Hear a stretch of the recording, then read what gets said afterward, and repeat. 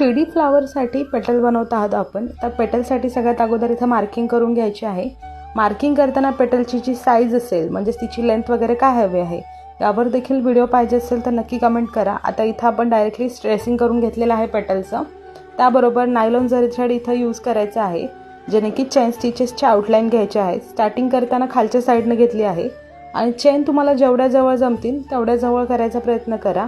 पाहू शकता अजिबात कपडा आतमधला लूज नाही पडायला पाहिजे. बऱ्याचशा वेळेला होतं काय, आपण चेन स्टिच करतो, साईडने आउटलाईन घेतो आणि आतमध्ये जो काही फॅब्रिक असतो तो खूप जास्त खेचला जातो म्हणजे ओढला जातो. त्यामुळेच तुम्हाला असा ओढला न गेला पाहिजे याच्यासाठी व्यवस्थित चेन स्टिचेस घ्या. चेन स्टिच घेताना जेवढे जवळ आहेत तेवढे आपण चेन इथं ट्राय करत आहोत. एक कंप्लीट अगोदर राऊंड करायचा आहे. पाहू शकता वरून आली आहे लाईन. आता ही जी खालची आडवी लाईन आहे त्यावरती देखील चेन करायची.